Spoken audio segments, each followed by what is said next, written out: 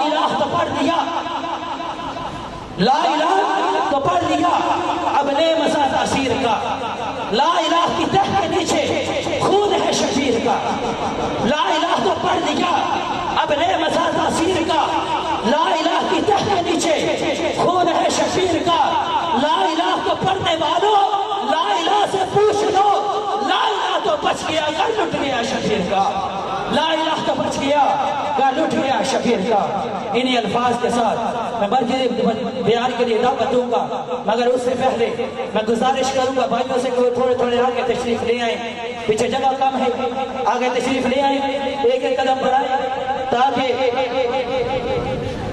ہم عظمت قرآن کے، ہم عظمت قرآن کے آخری لمحات دونوں ہاتھ اٹھا کر ہم عظمت قرآن کے، ہم عظمت قرآن کے، ہم آقا تیرے نام کے، ہم عظمت قرآن کے، ہم عظمت قرآن کے،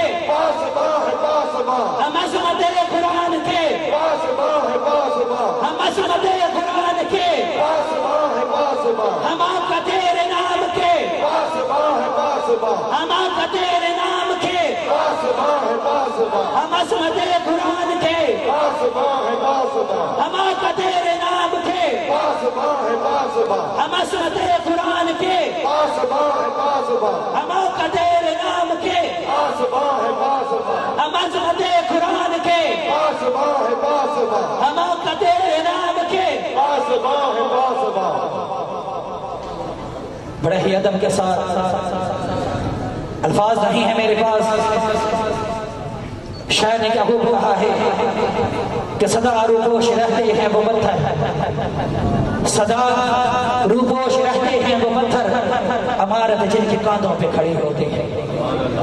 وہ ایسی ہستی ہیں کہ میرے پاس الفاظ نہیں کہ میں ان کا تعارف کروا سکوں۔ انہوں نے وہ کام کیا ہے جو کربلا میں حسین کر گئے، کربلا میں حسین قرآن کی خاطر اپنی جان قربان کر گئے، اپنی عزت قربان کر گئے، مگر پھر اللہ نے ایسی عزت عطا فرمائی جو قیامت تک رہنے والی ہے۔ اللہ نے وہ عظمت عطا فرما دی۔ تحریک عظمت قرآن کے بانی میں بڑے ہی ادب کے ساتھ پیر طریقت، رہبر شریعت، زبدۃ العارفین، قدوۃ السالکین، بانی تحریک عظمت قرآن حکیم مشتاق احمد قادری نقشبندی دامت برکاتہ العالیہ کی بارگاہ میں، جو کہ میرے پیر مرشد بھی ہیں اور میں نے اپنا دست بیعت ان کے ہاتھوں میں دیا ہے،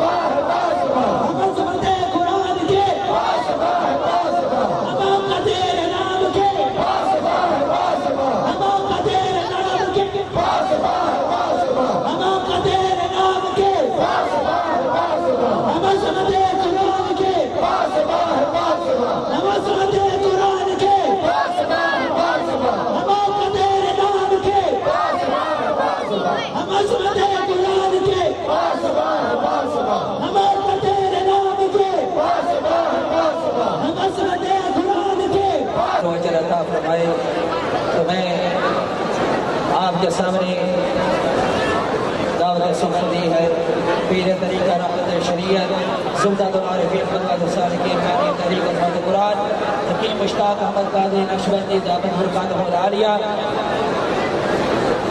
انشاءاللہ تعالی مرکزی بیان ہوگا اور اللہ کی رحمتیں جوش میں ہیں، آپ بھی جوش کریں، نعرہ تکبیر، نعرہ رسالت،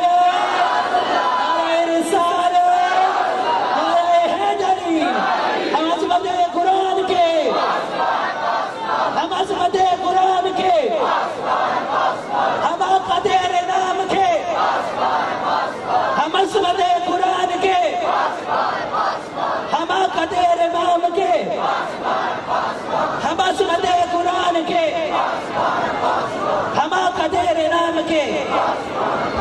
تحریک عظمت قرآن جناب حکیم مشتاق احمد قادری نقشبندی منتظر العالی دامت برکات العالیہ آپ کے سامنے انشاءاللہ تعالی روحانی و وجدانی بیان فرمائیں گے۔ الحمدللہ رب العالمین والصلاة والسلام علی رسولہ الکریم اما بعد فاعوذ باللہ من الشیطان الرجیم بسم اللہ الرحمن الرحیم والتین والزیتون وطور سینین وهذا البلد الامین لقد خلقنا الانسان فی احسن تقویم صدق اللہ العظیم بلغ العلا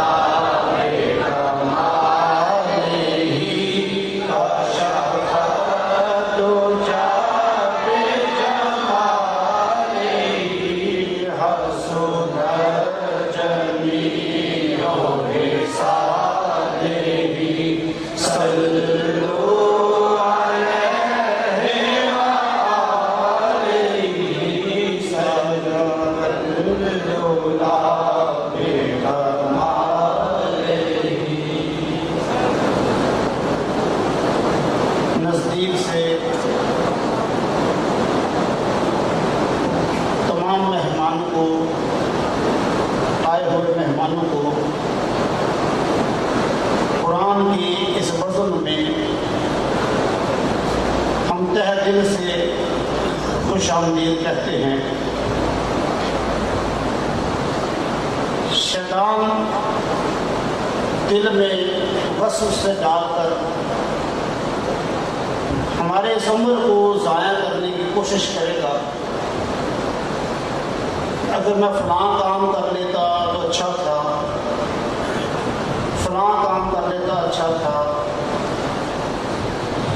آج میں اس محفل میں آیا ہوں، فلاں کام میرا رہ گیا ہے۔ آپ توجہ فرمائیں، انشاءاللہ آپ کو آپ کے اس محفل میں آنے پر رشک ہوگا، خوشی ہوگی۔ اس جہان میں اس وقت کچھ لوگ ایسے بھی ہیں جو اس وقت جوا کھیل رہے ہوں گے، شراب پی رہے ہوں گے، کوئی لوٹ مار کر رہا ہوگا، فرشتے لکھ رہے ہوں گے کہ یہ شخص لوٹ مار کر رہا ہے، مسلمانوں کو دھوکہ دے رہا ہے، کوئی زنا کر رہا ہے، کوئی گانے سن رہا ہے۔ فرشتے لکھ رہے ہوں گے کہ یہ شخص یا اللہ فلمیں دیکھ رہا ہے۔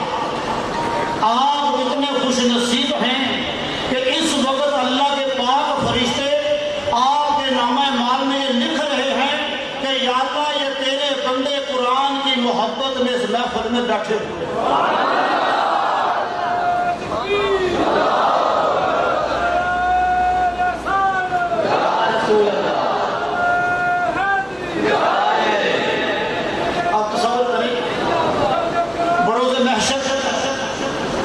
جب ہمیں لائن میں کھڑا کیا جائے گا تو کسی کے ہاتھ میں یہ پرچہ ہوگا کہ اتوار والے دن اس نے زنا کیا، اس نے شراب پی، اس نے جوا کھیلا۔ وہ دیکھ کر رو رہے ہوں گے، افسوس کر رہے ہوں گے، پچھتا رہے ہوں گے کہ ابھی ہم سے پوچھا جائے گا کہ تم نے اتوار والے دن یہ گناہ کیے۔ اس وقت ان لوگوں کا کیا حال ہوگا؟ آپ کتنے خوش نصیب ہیں جب آپ کے ہاتھ میں اتوار کا پرچہ ہوگا تو آپ خوش ہو رہے ہوں گے کہ ہمارا رب ہمارے نامہ مال میں لکھے ہوئے قرآن کی محبت میں ہماری بخشش فرما۔ ایمان سے بتائیں، جب آپ نے ہاتھ میں آپ اتوار والا پرچہ دکھیں گے، محفل میں بیٹھے آپ کو خوشی ہوگی کہ غم ہوگا؟ تو یہ ہماری خوش نصیبی ہے۔ ہمیں رشک کرنا چاہیے کہ اللہ تبارک و تعالیٰ نے ہمیں قرآن کی محفل میں آنے کی توفیق عطا فرمائے۔ انٹرنیٹ کے ذریعے FM ریڈیو کے ذریعے جو حضرات ہمارے اس محفل کو سن رہے ہیں خوش نصیب ہیں. FM ریڈیو والوں نے ہمارے ساتھ تعاون کیا، ان کے لیے ہم دعا گو ہیں. ان کے ذریعے سے بھی یہ ہمارا پیغام مخلوق تک پہنچ رہا ہے. جس قرآن کی جو آیات ہمیں تلاوت کرنے کا شرف حاصل ہوا ہے، اس کی ابتدا میں اللہ تبارک و تعالیٰ اپنی مخلوق سے محبت کا اظہار فرما رہا ہے. اللہ تبارک و تعالیٰ فرماتا ہے کہ مجھے قسم ہے انجیر کی، طور سینہ کی، زیتون کی. ذرا آپ نے اس بات کی طرف توجہ کرنی ہے، سوچنا ہے کہ وہ حالت مطلق ہو کر ہمارے یقین کو مضبوط کرنے کے لیے اس قدر محبت کا اظہار فرما رہا ہے کہ کائنات کا مالک ہو کر قسم اٹھا رہا ہے کہ میرے بندے مجھے قسم ہے انجیر کی، طور سینہ کی، زیتون کی، میں نے تمہیں خوبصورت شکل میں بنایا.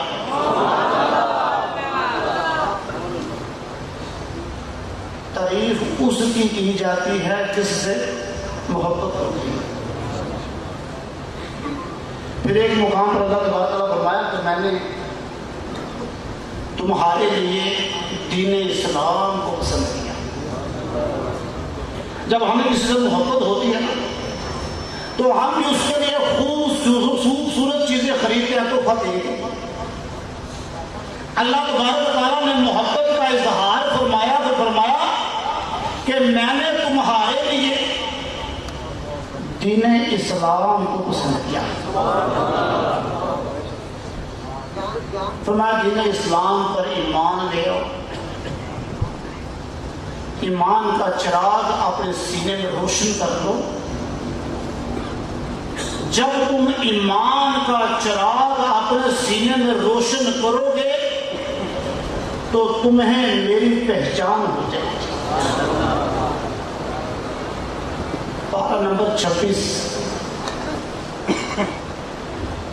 سورۃ حجرات آیت نمبر 1 میں اللہ تبارک و فرماتا ہے زبان سے اقرار کر لینے کا نام ایمان نہیں، بلکہ کلمہ پڑھ کر اس کے تقاضے پورے کرنے کا نام ایمان ہے. جب تم کلمہ پڑھ لو، اقرار کر لو، تو پھر اللہ تبارک و تعالیٰ اس کے محبوب صلی اللہ علیہ وآلہ وسلم کے سامنے اپنی خواہشات کو قربان کر دو. تمہارا کوئی قدم اللہ اور اس کے محبوب صلی اللہ علیہ وآلہ وسلم کے خلاف نہ. جس چیز کو وہ پسند کرے تم اسی چیز کو پسند کرے. تو اللہ تبارک تعالیٰ نے مومنوں کا ایمان چراغ دیا ہے. چراغ فرمایا عمل کا تیل اس میں ڈالتے رہنا. جب ایمان کے چراغ میں تم نیک صالح عمل کا تیل ڈالو گے تو تمہارے ایمان والا چراغ روشن ہوتا جائے گا اور تمہیں سیدھی راہ ملتی جائے گی. تمہیں اللہ اور اس کے محبوب کی پہچان ہو جائے گی. جب تک کسی کی پہچان نہ ہو اس وقت تک اس کی صفتیں دے کر محبت نہیں ہوتی. محبت اس وقت ہوتی ہے جب کسی کی پہچان ہوتی ہے، اس میں جب صفتیں دیکھی جاتی ہیں پھر اس سے محبت ہوتی ہے. فرمایا نیک عمل کر کے اپنے ایمان والے چراغ میں روشنی کرتے جاؤ، تمہیں میری پہچان ہوتی جائے گی. جب میری پہچان ہو جائے گی تمہیں مجھ سے محبت ہو جائے گی. جب تم مجھ سے محبت کرو گے میں تم سے محبت کروں گا، دونوں جہانوں میں تم فلاح پاؤ گے.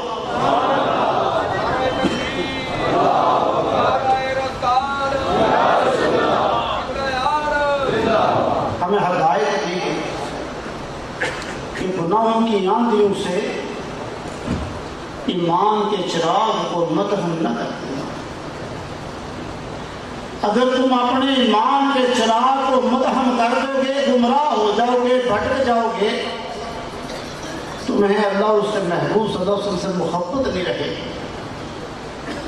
گناہوں کی آندھیوں سے مدھم چراغ تمہارے لیے نقصان دہ ثابت ہوگا۔ آج اور ہم نے کرنا ہے کہ ایمان کے چراغ کو مدھم کر دینے والے کون سے عمل ہے؟ شراب پینے سے ایمان کا چراغ مدھم ہو جاتا ہے، جوا کھیلنے سے ایمان کا چراغ مدھم ہو جاتا ہے، غیبت کرنے سے ایمان کا چراغ مدھم ہو جاتا ہے، کم توڑنے سے ایمان کمزور ہوتا ہے، بد نگاہی کرنے سے ایمان کی دھجیاں اڑ جاتی ہیں۔ اگر ہمارا ایمان کمزور ہوا ہمیں نقصان کیا ہوگا؟ آج ہم اس محفل میں آئے ہیں، انٹرنیٹ کے ذریعے کم و بیش 150 اراکین اس بیان کو سن رہے ہیں، FM کے ذریعے بے انتہا لوگ سن رہے ہیں، تو ہم توجہ سے سنیں، ہو سکتا ہے ہماری زندگی کا مقصد پورا ہو جائے۔ ایمان کمزور ہو جانے سے نقصان کیا ہوگا؟ ایک دفعہ نبی پاک صلی اللہ علیہ وآلہ وسلم کی خدمت بابرکت میں شیطان لعین انسان کی شکل میں حاضر ہوا۔ اس کے ہاتھ میں ایک بوتل تھی۔ آپ صلی اللہ علیہ وآلہ وسلم سے گفتگو جاری تھی۔ آپ نے فرمایا اس بوتل سے کیا کرتے ہو؟ اس نے عرض کیا یا رسول اللہ صلی اللہ علیہ وآلہ وسلم اس بوتل میں پانی ہے،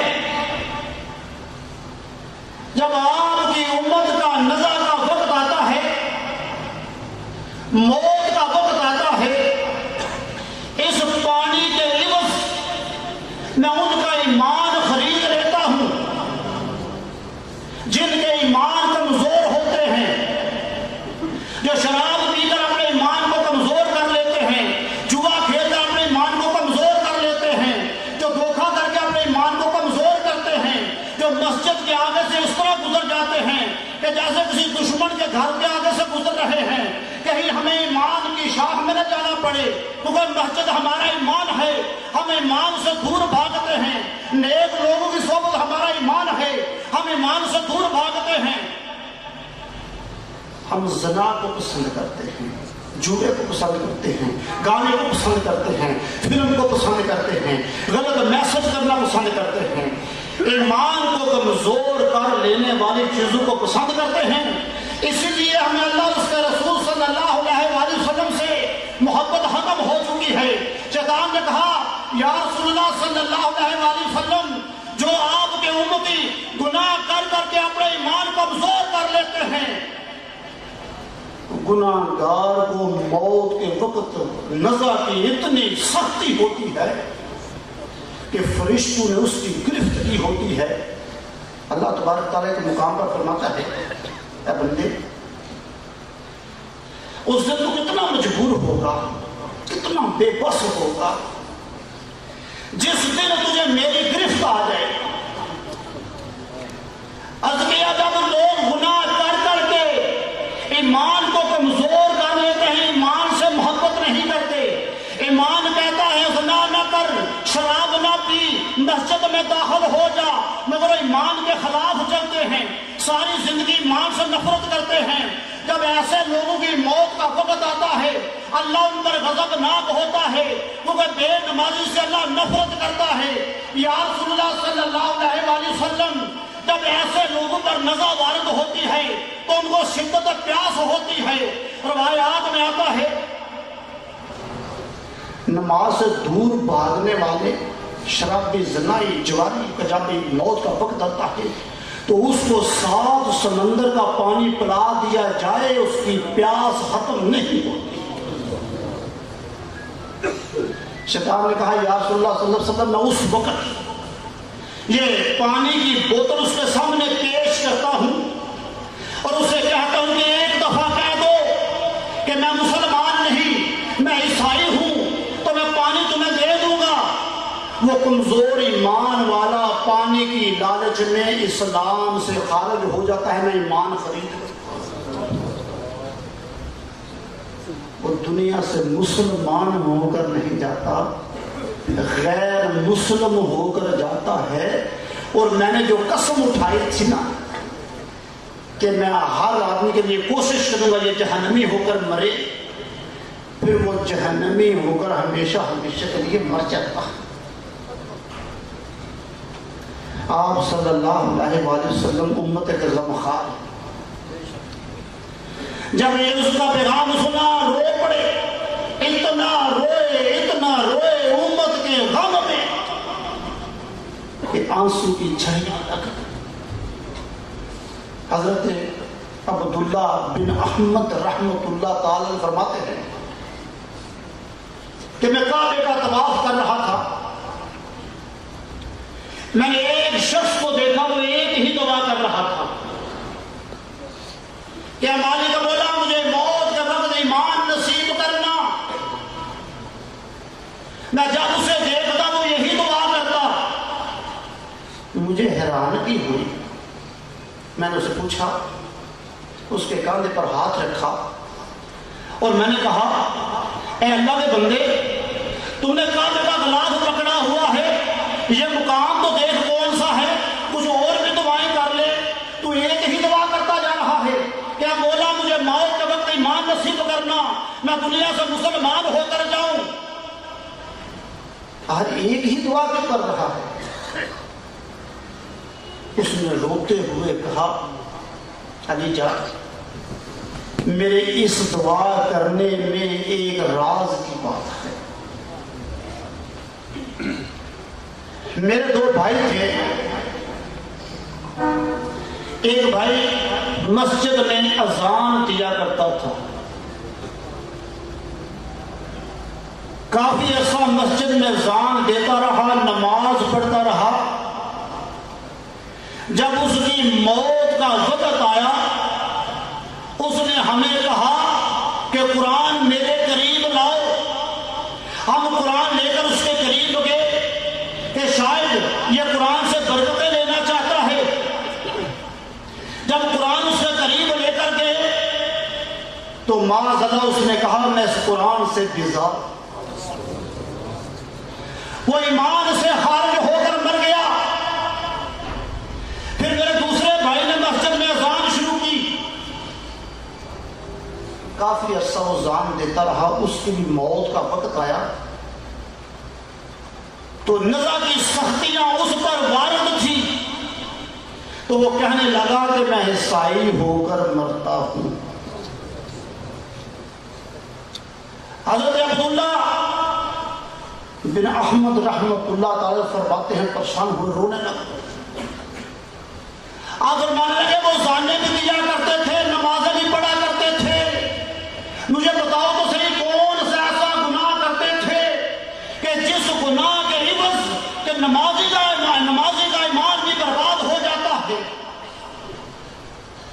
اس نے کہا علی جان، ان میں ایک گناہ کی عادت تھی، اس گناہ کی نحوست سے وہ دنیا سے غیر مسلم ہو کر جہنمی ہو کر مر گئی۔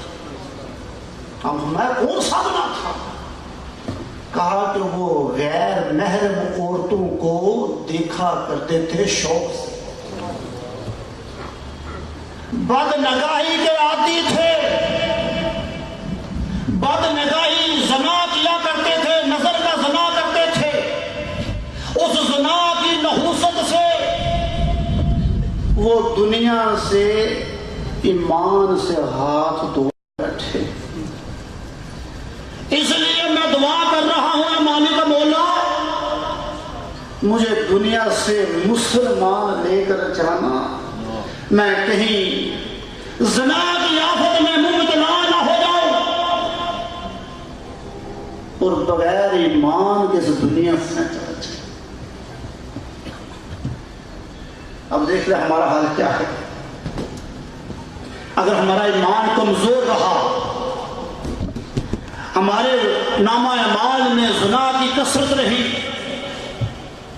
موت کے وقت ایمان چھین لیا گیا، تو پھر ہمیشہ ہمیشہ کے لیے ایسے لوگوں کو جہنم کی آگ میں ڈال دیا جائے۔ آج ہمارا حال کیا ہے؟ ہم اس لیے ایمان سے محبت نہیں رہی۔ یاد رکھنا، میسج کرنا، غیر محرم کا میسج شوق سے پڑھنا یا فون کرنا، جس کے ساتھ منگنی ہوئی ہے اسے فون کرنا، یہ زنا کے زمرے میں آتا۔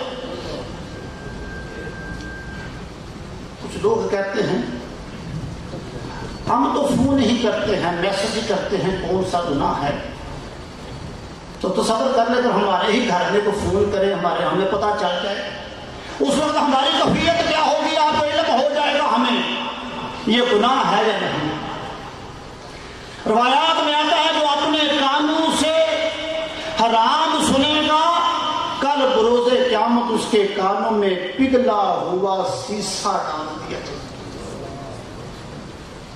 جو اپنی آنکھوں سے حرام کو دیکھے گا، اللہ تبارک تعالیٰ اس کی آنکھوں کو جہنم کی آگ سے بھر دے گا۔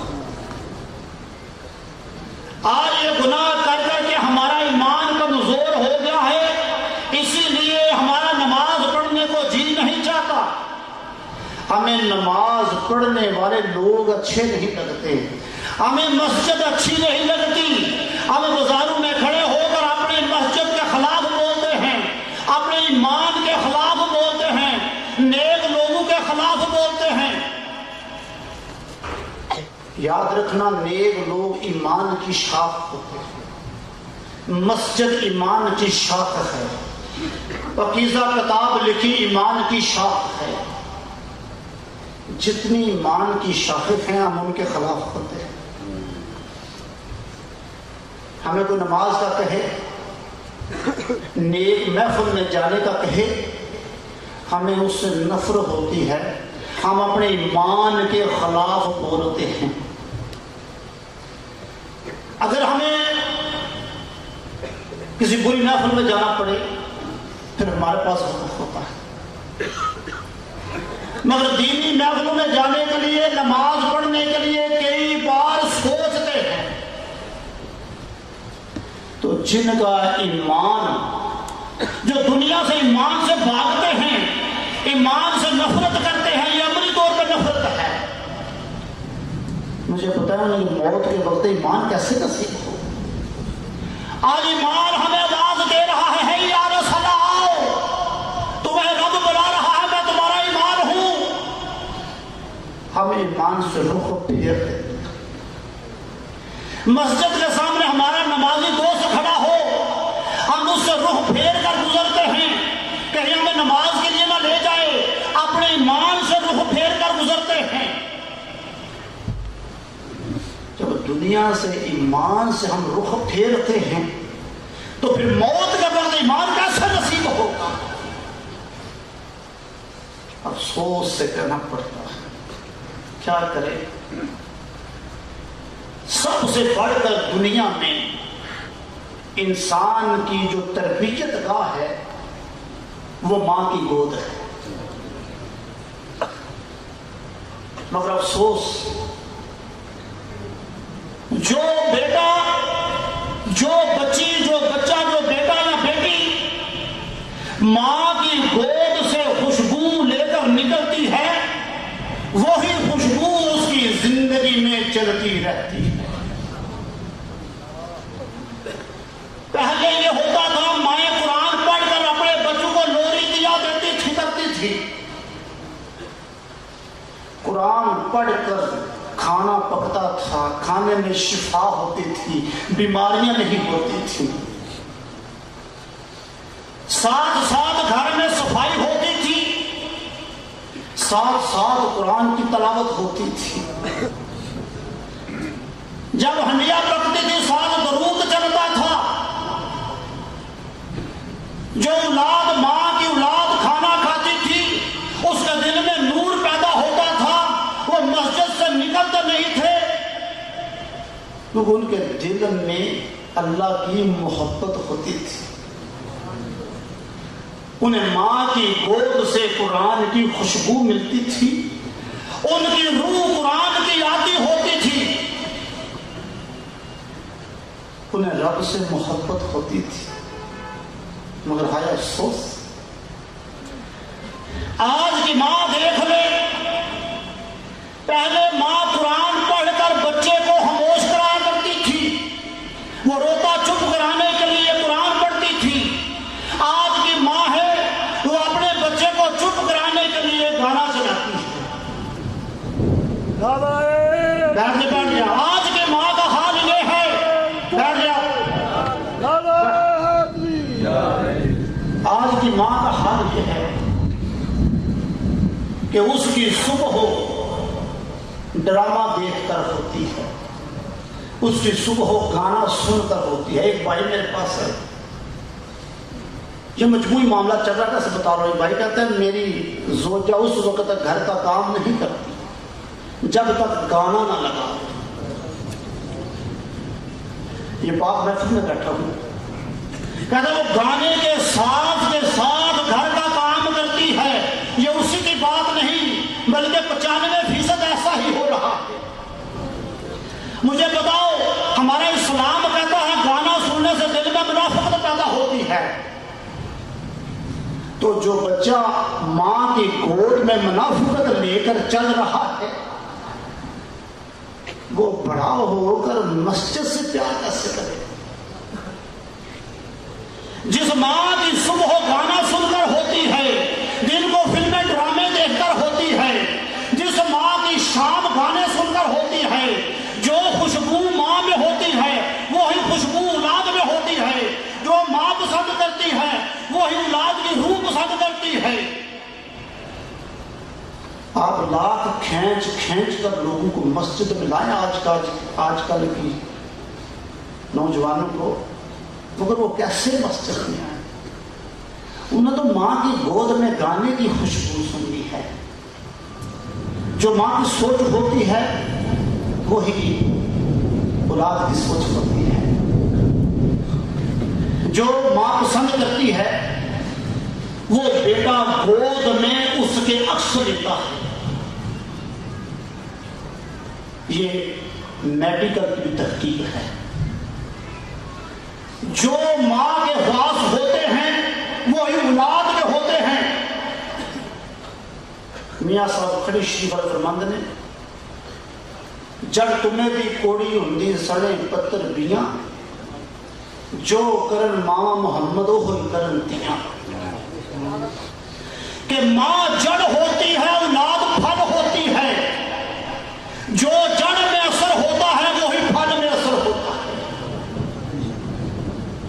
آج کی ماں جو گود میں بیٹے کو دے رہی ہے وہی بڑے ہو کر اولاد کر رہی ہے۔ تعویذ لینے کے لیے مائیں چلی جاتی ہیں، سارا دن رش پڑا ہوتا ہے بزرگوں کے پاس، میرا بیٹا جو ہے نا فرما بردار نہیں ہے، سارا دن گیمیں کھیلتا رہتا ہے، میچ کھیلتا رہتا ہے، پڑھتا نہیں، میرا فرما بردار نہیں۔ مجھے بتاؤ تو صحیح، آج کی ماں سے پوچھتا ہوں، تو اپنے رب کی فرما بردار ہے جس نے تمہیں پیدا کیا، خوبصورتی دی، کھانے کو دیا، لذت دی؟ تیرا خدا کہتا ہے گانا نہ سن، فلم نہ دیکھ، بے حیائی نہ کر۔ جب تو فرما بردار نہیں، لاکھ تعویذ لے کر آ، یہ فرما بردار نہیں بنے۔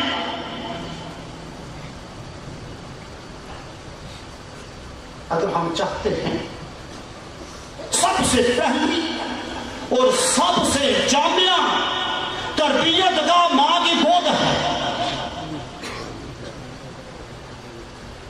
جو خوشبو ماں کی گود سے اولاد لے کر چلے گی وہی آگے جا کر پسند کرے گی۔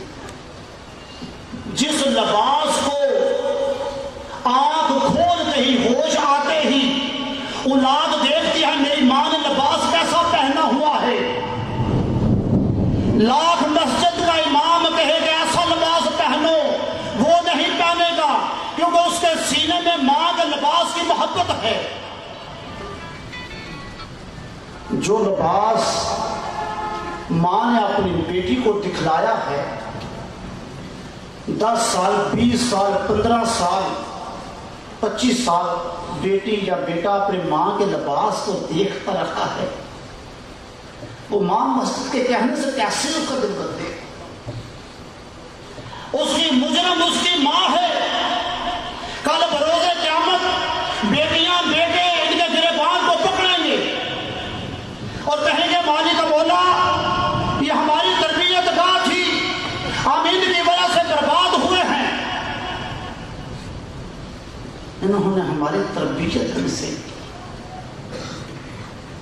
ہم انصاف چاہتے ہیں۔ آج اگر ایک ماں شاپنگ کرنے کے لیے لڑ سکتی ہے خامد کے ساتھ، بازار گھومنے کے لیے لڑ سکتی ہے، شادی میں آمد نہ کہ نہیں جانا تو جانے کے لیے لڑ سکتی ہے، یہاں تک کہ گھر کو چھوڑ کر چلی جاتی ہے، ہماری پروگرام میں جانے کے لیے یہاں فاشا نظام ہوتے ہیں، لڑ سکتی ہے، گھر میں اپنی خواہشات کے مطابق ہر کام کو کر سکتی ہے، منوا سکتی ہے، تو اپنی اولاد کی تربیت کرنے کے لیے کیوں نہیں لڑ سکتی؟ شیطان کو خوش کرنے کے لیے لڑ سکتی ہے تو رحمان کو خوش کرنے کے لیے کیوں نہیں لڑ سکتی؟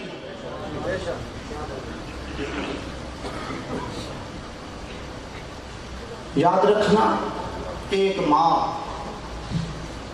بہت سارے لوگوں کو جہنم میں لے کر جانے کا ذریعہ بنتی ہے۔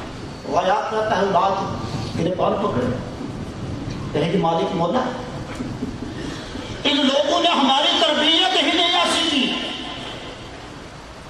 ہم آج برباد ہوئے ہیں، ان والدین کی پسند کی وجہ سے ہوئے ہیں۔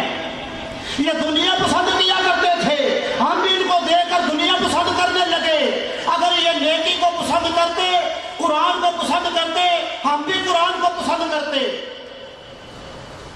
ہمارے روح میں ان کی خوشبو تھی، ہم گناہ کرتے رہے۔ اللہ تبارک تعالیٰ ان کے جرم کی وجہ سے ان کو جہنم کی آگ میں پھینک دیا۔ آگ کی زنجیریں پہن کر اس والدین کو کھینچا جائے، وہ والدین رخ کریں گے، روایات میں تھا اپنی اولاد کی طرف، کہیں گے ہائے افسوس کہ آج ہم اس اولاد کی وجہ سے جہنم میں جا رہے ہیں۔ آج ہمارا بیٹا کسی نمازی کے پاس کھڑا ہو جائے نا تو ماں کہتی ہے تمہیں علم نہیں، ہماری برادری اتنی باعزت ہے، M N A M P ہمارے ساتھ ملنے والے ہیں، تو مولویوں کے پاس کھڑا ہو گیا ہے۔ سارا دن وہ مجرم لوگوں کے ساتھ گھومتا رہے، ماں کو دکھ نہیں لگتا۔ اگر وہ بھولے سے مسجد میں داخل ہو جائے، کسی نیک محفل میں چلا جائے، تو والدین اس کو اپنی توہین سمجھتے کہتے ہیں تمہاری پڑھائی خراب ہو جائے گی، تم پیپر میں فیل ہو جاؤ گے، تم مولویوں کے پیچھے لگ پڑے ہو، یہ تو ایمان ہوتے ہیں مولوی، ہمیں ایمان کی ضرورت نہیں، ہمیں تو شیطان کی ضرورت ہے۔ ایسے والدین کے ساتھ کیا ہوتا ہے دنیا میں سوچیں۔ آپ نے دیکھا ہوگا کبھی کبھی انٹرویو ہوتا ہے، اسلام کہتا ہے جن لوگوں نے اپنے والدین نے اپنے بچوں کو گود میں قرآن کی خوشبو دی ہوتی ہے، درود کی خوشبو دی ہوتی ہے، قرآن پڑھ کر ان کو کھانا پکا کر کھلایا ہوتا ہے، وہ تو کہتے ہیں کہ میں باپ کو دیکھوں تو ایک حج کا ثواب ملتا ہے۔ جس والدین نے اپنی اولاد کو گود میں گانے سنا کر لوری کی ہوتی ہے، کیبل پر، ٹی وی پر، ان کی اولاد آج کل کیا کر رہی ہے؟ غور فرمائیں، جن کو نہیں علم ان کو علم ہو جائے۔ ان کی اولاد جب وہ بوڑھے ہوتے ہیں نا، ہم انگریز کے قانون کو پسند کرتے ہیں، ان کا قانون سن لیں۔ انگریز کا قانون ہے جب والدین بوڑھا ہو جائے تو اس کو کسی ادارے میں چھوڑو، گھر سے نکالو۔ آج پاکستان میں بھی ایسا ہی ہو رہا ہے۔ جس والدین نے بچوں کو گانوں کی لوری دی ہوتی ہے، جس ماں نے اپنے بچے کو فلمیں دیکھ کر اس کی شام کی ہوتی ہے، اس کے کانوں میں ڈراموں کی آواز دیتی ہوتی ہے، ان کے والدین آج اپنے والدین کو وہ آج عیدی سینٹر چھوڑ کر آ رہے ہیں۔ ہمارے پاکستان میں عیدی سینٹر ہے، وہاں بوڑھے والدین کا ڈھیر ہے، رش پڑا ہے۔ وہ رو رہے ہوتے ہیں، وہ پوچھتے ہیں تمہیں اس وقت کس بات کی حسرت ہے؟ وہ رو رو کر کہتے ہیں ہم اپنی اولاد کا انتظار کر رہے ہیں، ہو سکتا ہے اس راستے سے میرا بیٹا ابھی آ جائے، میں اس کا انتظار کر رہا ہوں۔ اسی حالت میں سوچ سوچ کر رو رو کر سسکیاں لے کر عیدی سینٹر میں ہی دم توڑ، وہیں لاوارث کر کے ان کو دفن کر دیا جاتا ہے۔ یہ کیسے ہو سکتا ہے کہ ایک ماں باپ اپنے مالک مولا کی نافرمان ہو، وہ گانے سنے، فلمیں دیکھے، ڈرامے دیکھے، اس کی اولاد اس کے ساتھ وفادار کرے؟ اگر ہم چاہتے ہیں کہ ہماری اولاد ہماری بخشش کا ذریعہ بنے، ہماری اولاد ہماری قبر پر آ کر قرآن پڑھے، تو پھر اپنی گود کو درست کرنا پڑے۔ آج کی ماں سے میری درخواست ہے، آج زانا ہم تحریک عظمت قرآن والے آج کی ماں کو یہ عرض کرتے ہیں، خدا کے لیے قرآن پڑھ کر دیکھو، قرآن کہتا ہے تو میں تمہارا مالک مولا کہتا ہے، ایمان والو خود بھی جہنم کی آگ سے بچو اور اہل خانہ کو بھی جہنم کی آگ سے بچاؤ۔ اگر ہم نے اپنے اولاد کی پرورش گانے سن کر، فلمیں دیکھ کر کی ہوگی تو ہماری اولاد بھی ہماری قبر پر قرآن نہیں پڑھے گی، انہیں گانے سننے سے فرصت ہی نہیں ہوگی، فلمیں دیکھنے سے فرصت نہیں ہوگی۔ اس سے آگے بھی دردناک بات سناؤں آپ کو، اخبارات میں روز پڑھتے نا، بیٹی نے پورے گھر کو زہر دے دیا۔ اسلام کہتا ہے کہ والدین کو اف نہ کرنا، اف کرنے سے بھی جہنم میں داخل کر دیا جائے گا، اف نہ کرنا۔ مگر اخبارات میں آتا ہے کہ بیٹی نے پورے اہل خانہ کو برائی کرنے کے لیے زہر دے دیا، بیٹے نے باپ کو قتل کر دیا۔ آج کل جو دولت کی ہوس میں خدا کو بھول جاتے ہیں، جن کے پاس وہ سن لیں کاروبار کی ہوس میں نماز کے لیے وقت نہیں ہوتا، تاکہ موبائل بند کر دیں ذرا، جن کے پاس نماز کے لیے وقت نہیں ہوتا، دولت کی ہوس میں وہ ایمان سے دور رہتے ہیں، اپنی اولاد کی تربیت نہیں کرتے، بے نمازی ہو کر فخر محسوس کرتے ہیں، نمازی لوگوں کو دیکھ کر حقیر سمجھتے ہیں، ان کی قبر پہ قرآن نہیں پڑھتے، ان کی اولاد بھی دولت سے محبت کرے گی۔ ہسپتال میں جا کر جو دولت جو ہم نے کمائی ہوتی ہے، نماز سے دور رہ کر، مسجد سے دور رہ کر، نیک محفل سے دور رہ کر، وہی اولاد جس کی پرورش کی ہوتی ہے، جس کو ٹیوشن لینے کے لیے تو وقت ہوتا ہے، نماز کے لیے وقت نہیں ہوتا، سکول چھوڑنے کے لیے جاگ آ جاتی ہے، نماز کے لیے جاگ نہیں آتی۔ آج جب والدین، میرا طب کے ساتھ تعلق ہے، میں جاتا رہتا ہوں، جب اللہ کی گرفت آتی ہے نا، خبر آتی ہے تمہیں کینسر ہو گیا ہے، ایڈز ہو گیا ہے تمہیں، کسی کی آج گرفت ہو رہی ہے، کسی کی کل ہو رہی ہے، کسی کی پرسوں ہو رہی ہے، آہستہ آہستہ سب کی گرفت ہوتی جا رہی ہے اس دنیا میں بھی۔ اللہ فرماتا ہے جب تمہیں گرفت ہوگی کتنا مجبور ہوگا۔ تو جب گرفت ہوتی ہے تو والدین کہتے ہیں بیٹے کو، جو دولت والدین نے اللہ سے دور رہ کر کمائی ہوتی ہے، نماز سے دور رہ کر کمائی ہوتی ہے، نیک لوگوں سے نفرت کر کے کمائی ہوتی ہے، کہتا میرے پاس وقت نہیں میں نمازیں پڑھوں۔ وہ اولاد کو کہتے ہیں، ویل چیئر پر بیٹھے ہوتے ہیں کافی لوگ، دولت مند، فیکٹریاں بنائی ہوتی ہیں، اولاد کو کہتے ہیں بیٹا آج میری دوائی تو لے آنا۔ وہ بیٹا گھورتا ہے، گھو کر کہتا ہے میرے پاس وقت نہیں۔ اس وقت اس والدین کے دل پر کیا گزرتی ہے، کل وہ رب کو کہتا ہے میرے پاس نماز کے لیے وقت نہیں، آج اس کا بیٹا کہتا ہے میرے پاس دعائی لانے کے لیے وقت نہیں۔ تمہارا بدلہ ملنا شروع ہو گیا دنیا میں،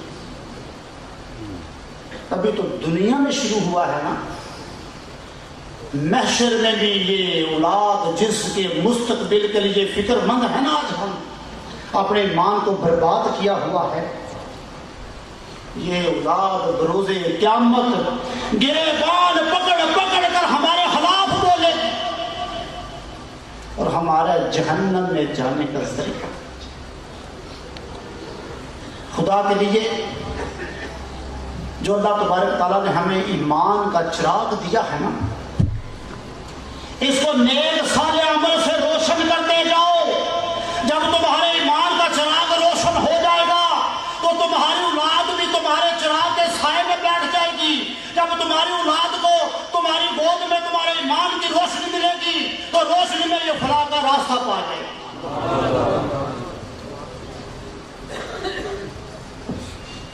ایک آدمی کا ایمان مضبوط ایمان بے انتہا مخلوق کو جنت میں لے کر جانے کا ذریعہ بن جاتا ہے۔ ایمان کیسا ہونا چاہیے؟ آئیے، ہو سکتا ہے کسی کے دل میں ایمان کی محبت،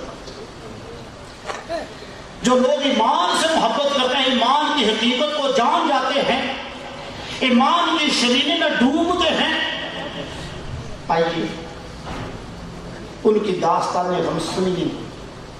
ہو سکتا ہے ہمیں ایمان سے محبت، ہم بھی اپنے ایمان کو روشن کرنا شروع کریں گے۔ ملک ہند میں ایک ضلع ہے مظفر گڑھ، اس کی تحصیل ہے بڈھانا، وہاں کی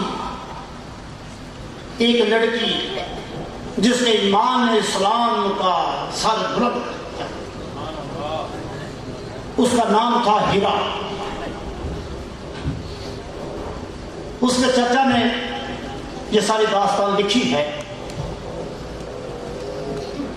وہ کہتا ہے کہ ہم مسلمانوں کے بہت خلاف تھے، جب بھی مسلمانوں کے متعلقہ کوئی واقعات ہوتا میں سب سے آگے ہوتا ان کو نقصان پہنچانے کے لیے۔ ہوا کیا کہ میرے ہی گھر میں اپنے خاندان میں سب سے زیادہ سخت تھا اور میری چلتی تھی۔ کہتے ہیں میرے ہی گھر میں میری بھتیجی کو ایک مسلمان عورت نے ایک کتاب دی جس میں جنت اور دوزخ کا تذکرہ تھا۔ میری بھتیجی نے جب اس کتاب کا مطالعہ کیا تو اس کے دل میں اسلام کی محبت بڑھ گئی، اس کے دل میں ایمان کا چراغ روشن ہو۔ وہ لکھنے سے پہلے لکھتا ہے، اگر میں کہوں کہ دنیا میں سب سے ظالم ترین شخص میں ہوں تو یہ سچ ہوگا۔ کہ میں نے اتنے ظلم کیے اپنی بھتیجی پر مگر بعد میں مسلمان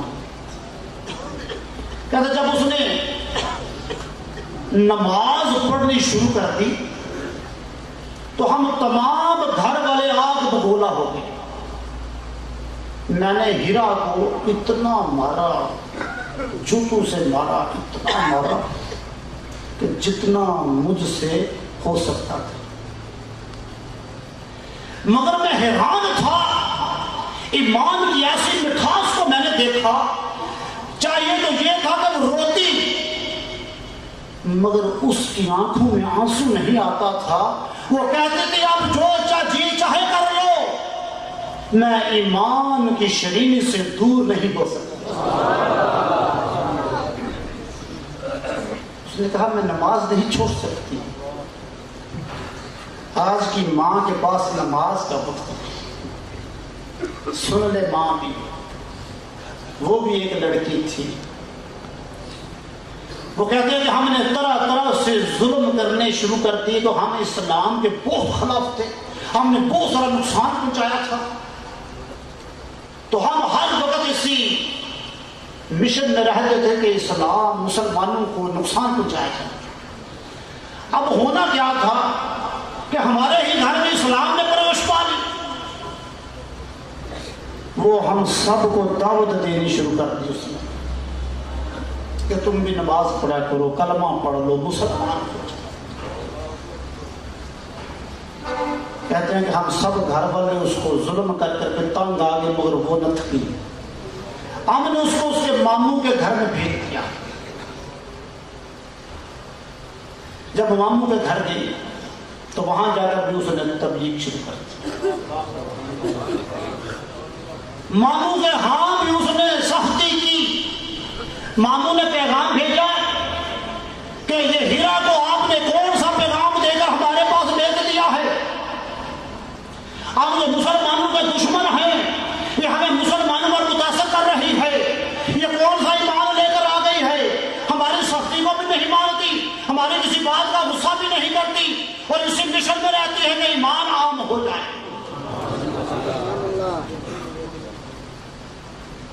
کہتے ہیں کہ ہم، اس کا چاچا لکھتا ہے کہ ہم اس سے نہ تنگ آ گئے. میں کئی ہندو عاملوں سے ملا، میں نے کہا کہ یہ مسلمانوں نے جادو تو نہیں کر دیا. جب میں نے اسے مشورہ کیا، انہوں نے دیکھا، انہوں نے کہا جادو تو نہیں ہے اس پر. کہتے ہیں ہم نے جو ہندو تھے سب نے مشورہ کیا کہ ہیرا کو مار دیا جائے. کہتے ہیں اس کے ماموں کے گاؤں گیا، اس کے والد کو ساتھ لیا. نہر کے کنارے گاؤں سے باہر نہر تھی، ہم نے ایک 6 فٹ کا گڑھا کھودا. ہیرا کو لینے کے لیے گھر چلے گئے. ہیرا کو کہا جانے کے لیے تیاری کرو. جو اللہ سے محبت کرتے ہیں ان کی تار اللہ سے کیسے لگتی ہے. اس کا چاچا لکھتا ہے کہ میں حیران ہو چکا. ہیرا مجھے کہنے لگی میرے چاچا مجھے آخری نماز پڑھ لے. کہتے ہیں میں پریشان ہو گیا کہ ہیرا کو کیسے پتا چل گیا ہے کہ اس کی نماز آخری نماز ہے. مجھے بعد میں سمجھ آئی کہ اس کے رب نے اس کو بتا دیا تھا جو ہونے والا ہے. کہتے ہیں ایسے اس نے نماز پڑھی، دلہن کی طرح سجی. اس نے لکھا کہ ہیرا کے چہرے پر ایسا نور تھا کہ جو بیان سے باہر. اور ہیرا کے چہرے پر غم کے کوئی آثار نہیں تھے اور اس کی گفتگو سے ہم محسوس کر رہے تھے ہیرا کو ہمارے ساری پلانے کا پتہ چل چکا. جب ہیرا کو ہم لے کر نہر کے کنارے پہنچے، اس گھڑے کے قریب گئے تو میرے تھیلے میں 6 لیٹر کی تیل کی بوتل تھی، کین تھی.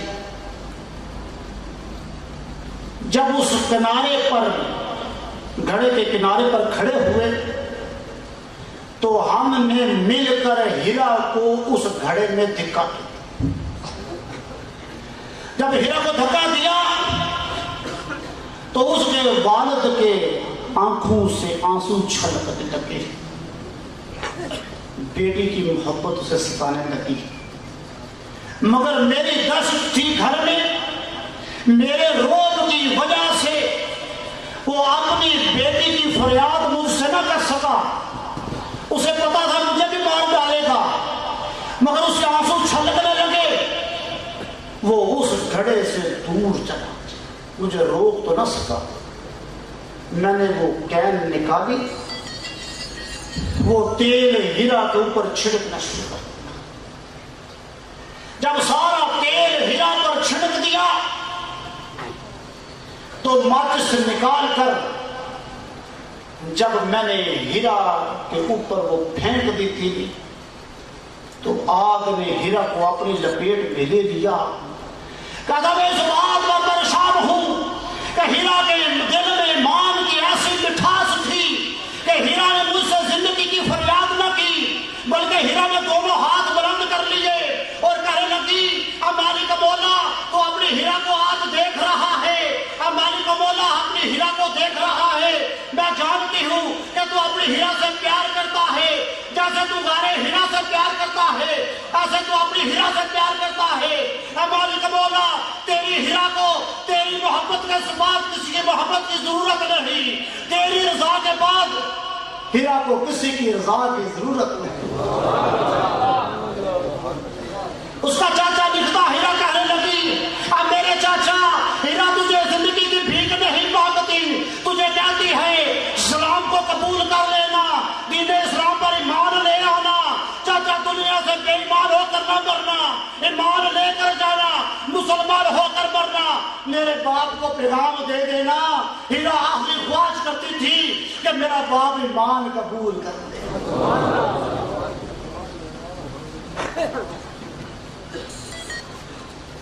ایمان اس کو کہتے، اس کا چاچا لکھتا ہے کہ میں نے ہیرا کے ایمان کی چٹان کو دیکھ کر حیران ہوں کہ ایمان ایسی چیز ہے، کہتے ہیں میرا دل پھٹنے لگا کہ ہیرا کا میں دشمن ہوں، ہیرا نے زندگی کی بھیک نہیں مانگی، ہیرا نے آگ میں چلتے ہوئے بھی میرے آخرت کی بلائی مانگی، میرے بھائی کو جنت کے جانے کے بارے سوچا ہے۔ ہیرا کے اندر ایمان کی ایسی شریک تھی، ایسی چاشنی تھی کہ ہیرا نے ایک بار بھی زندگی کی بھیک نہیں مانگی۔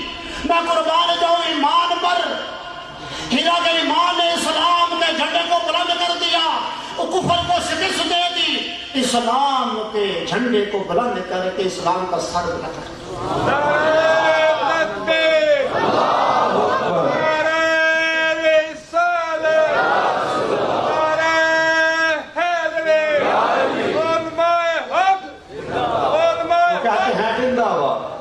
کہ ہیرا کے ایمان کی خوشبو دیکھ کر اب ہیرا کے ایمان کی خوشبو کا فیض پھیلنے لگا ہے۔ آج کی ماں سے میں مخاطب ہوں زیادہ تر آج کہ دیکھ لیں ایک ماں کا، ایک عورت کا ایمان اسلام کو کتنا روشن کر سکتا ہے، کتنے لوگوں کو جنت میں لے کر جا سکتا ہے۔ کہتے ہیں جب میں نے ہیرا کے ایمان کی اس قوت کو دیکھا تو اس کا باپ ہیرا کے یہ الفاظ سن کر بیمار ہو گیا کہ ہیرا نے جلتے ہوئے بھی ہماری بلائی مانگی ہے، ہمیں مسلمان ہونے کی دعوت دی ہے، زندگی کی بھیک بھی ہم سے مانگی، کچھ اور نہیں کیا۔ جلتے ہوئے انسان بہت ساری چیزوں کو پکار کرتا ہے، مگر وہ اپنے رب کی محبت سے مخاطب رہی ہے، اپنے رب کو کہتی رہی ہے اے میرے مولا میں تجھ سے پیار کرتی ہوں، تو مجھ سے پیار کرتا ہے، اگر تو اسی میں راضی ہے تیری ہیرا بھی اسی میں راضی ہے۔ کہتے ہیں اس کا باپ بیمار ہو گیا، میرا بھائی اس نے نزا کا وقت آ گیا، موت کا وقت آ گیا، تو مجھے ڈرتے ڈرتے کہنے لگا میرے بھائی میں نے مر تو جانا ہے، میری ایک گزارش ہے میرے ساتھ جھگڑا نہ کرنا، میں چاہتا ہوں کہ میں اپنی ہیرا کی آخری خواہش کو پورا کروں، مسلمانوں کے امام کو لے کر آؤ، میں کلمہ پڑھ کر مسلمان ہو کر جانا چاہتا ہوں۔ کہتے ہیں مجھے غصہ تو بہت آیا، میں مسلمانوں کے امام کو لے کر آیا، ہیرا کے ایمان کی خوشبو نے ہیرا کے باپ کو کلمہ پڑھنے پر مجبور کر دیا اور کلمہ پڑھ کر دنیا سے چلا گیا۔ کہتے ہیں کہ میرے بھی دل میں جو ہیرا کے الفاظ تھے، ہیرا کے ایمان کی قوت تھی نا، وہ مچلنے لگی۔ اب اسلام کی محبت میرے دل میں ہیرا کا ایمان دیکھ کر پیدا ہو گئی۔ میں نے ہندو میں رہ کر مسلمانوں کی مدد کرنی شروع۔ کہتے ہیں ایک مدرسے میں فساد گجرات جو ہوا تھا، ہندو کے ایک اجلاس میں تھا میں، تو فیصلہ ہوا کہ فلاں مدرسے کو آگ لگانی ہے، 400 بچہ وہاں تعلیم حاصل کر رہا ہے مسلمان۔ کہتا ہے کہ ہیرا کے ایمان نے میرے دل کو مسلمانوں کی طرف مائل کیا تھا۔ میں نے پہلے تھانے جا کر اطلاع دی، پھر جا کر کچھ ہی منٹ پہلے میں نے اس 400 بچے کو اس مدرسے سے نکال دیا، ان کی جان بچ گئی۔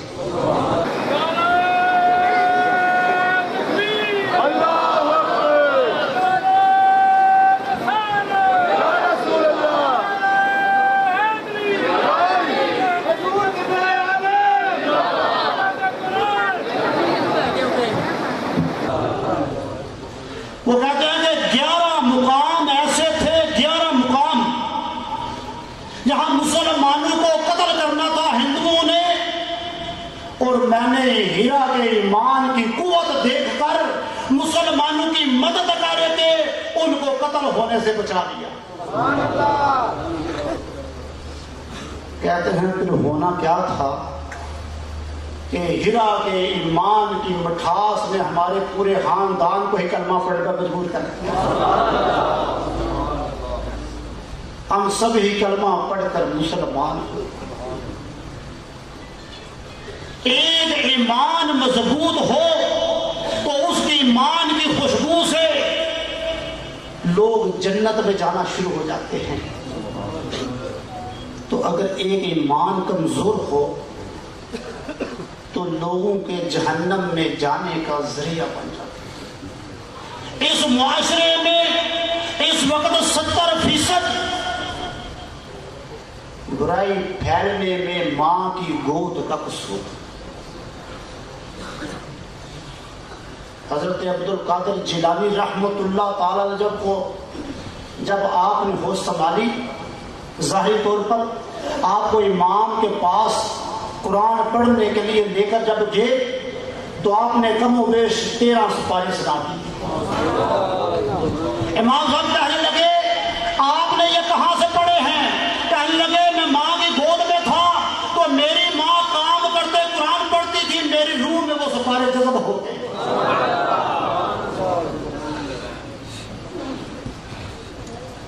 تو اگر ہم چاہتے ہیں کہ ہماری اولاد فرما بردار ہو جائے، ہمیں عیدی سینٹر نہ چھوڑ کر آئے۔ ہسپتال میں بعد میں آگے چلے گی، ہسپتال میں آج کی اولاد دولت مند اولاد ہوتی ہے نا، کہ باپ کی دولت اس کو ملتی ہے بغیر محنت سے، دین سے دور رہ کر، وہ آج کل جب باپ یا ماں بیمار ہوتی ہے تو زہر کا ٹیکہ لگواتے ہیں۔ اس لیے لگواتے ہیں کہ یہ والدین ہمارے راستے میں رکاوٹ ہیں، ساری زندگی خود گناہ کر کے عیش کرتے رہے ہیں۔ آج ہماری باری ہے، یہ کہتے ہیں دولت فلاں جگہ پر نہ خرچو، فلاں جگہ پر نہ خرچو، غلط دوستوں کو گھر میں نہ لاؤ۔ تو جس اولاد نے ماں کی گود میں گانے سنے ہوتے ہیں، فلمیں سنی ہوتی ہیں، دیکھی ہوتی ہیں، وہ اولاد والدین کا چہرہ دیکھ کر حج نہیں سمجھتی، بلکہ زہر کا ٹیکہ لگوا کر اپنے راستے سے رکاوٹ دور کرنا سمجھتی ہے۔ کہتے ہیں ہمارے راستے سے رکاوٹیں دور ہو جائیں، اور ایمان کی کمزوری سے ایک ایسا طوفان برپا ہوا ہے جس کی طرف ہم رجوع کرنا چاہتے ہیں۔ ہمارے ایمان اتنے بڑی عظمت قرآن کا وجود میں آنے کی ریزن یہ ہے، وہ قرآن جس کو بغیر وضو کے چھو نہیں سکتے، پیچھا نہیں کر سکتے، وہ قرآن ہمارے ہی ہاتھوں سے آج زمین پر گر رہا ہے، اس قرآن کے اوپر ہم پاؤں رکھ رکھ کر گزرتے ہیں۔ اپنے ایمان کا اندازہ کرنے آج وہ درود، وہ ہستی جو ساری زندگی ہمارے لیے روتی رہی، ان کا درود آج کچرے کے ڈھیر پر پڑا ہے، آج گندی نالی میں درود پڑا ہے۔ کیسے؟ اخبارات تو ہم روز پڑھتے ہیں، اخبار ہر مسلمان کو اس بات کا علم ہے کہ اخبار پر قرآن کی آیت لکھی ہے۔ ایک بات توجہ دلانا چاہتا ہوں، کچھ لوگ کہتے ہیں اردو میں لکھا ہو تو قرآن نہیں ہوتا، بہار شریعت میں لکھا ہے، فتویٰ لکھا ہے، چاہے انگلش میں ہو، اردو میں ہو، فارسی میں ہو، وہ قرآن ہو تو وہ قرآن ہی ہوگا۔ ہر اخبار میں قرآن کی آیت ہوتی ہے، درود ہوتا ہے۔ ذرا توجہ فرمانا، غور کی بات ہے۔ ہماری دکان پر، ہمارے گھر پر اخبار دینے والا نیچے پھینک کر چلا جاتا ہے۔ اب مجھے بتاؤ وہ قرآن کس جگہ پہ پھینک کے جاتا ہے؟ زمین پر پھینک کر جاتا ہے، جوتوں والی جگہ پر قرآن پھینک کر جاتا ہے، تو قرآن کو تو پیچھا کرنا بھی حرام ہے۔ اب وہ اخبار کو زمین پر پھینک کر جاتا ہے، ہمارے ضمیر میں یہ بات کیوں نہیں اترتی کہ ہمارے ایمان کمزور ہوتے، ہمیں قرآن سے عملی محبت نہیں رہی، وہ قرآن ہماری دکان میں نیچے پھینک کر جاتا ہے۔ جو ہماری پسند کی چیز ہوتی ہے، مجھے بتائیں اگر اسے کوئی پھینکے تو ہمیں کتنا غصہ آتا ہے۔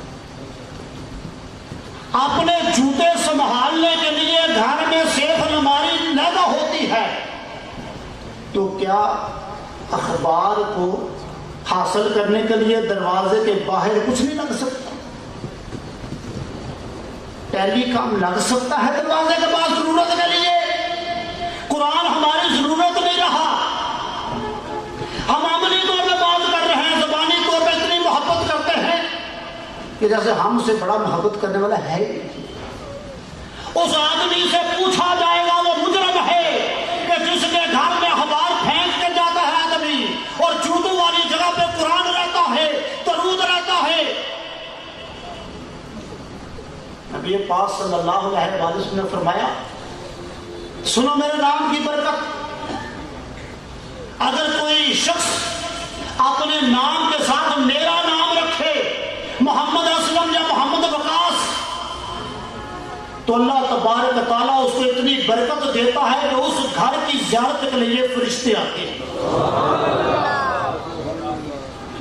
تو جو درود لکھا ہوتا ہے جس اخبار پر، وہ اخبار ہمارے گھر میں، باہر ہماری کوٹھی میں، ہمارے محلے میں، ہمارے مکان میں نیچے پھینک کر جاتا ہے، اور ہمارے سر پر جو نہیں رینگتی، ہمیں اس بات کا پوچھا نہیں جائے گا۔ اللہ تبارک تعالیٰ فرمایا کہ میرے محبوب کی آواز سے بات بلند کی، میں تمہارے تمام نامہ مال برباد کر دوں گا۔ اس وقت ہمارے نامہ مال کہاں جائیں گے جب ہمارے گھر میں قرآن کی آیت کو نیچے پھینک کر جاتا ہے، یا ہماری دکان میں اخبار نیچے پھینک کر جاتا ہے، اور جوتوں والی جگہ پر قرآن پڑا رہتا ہے۔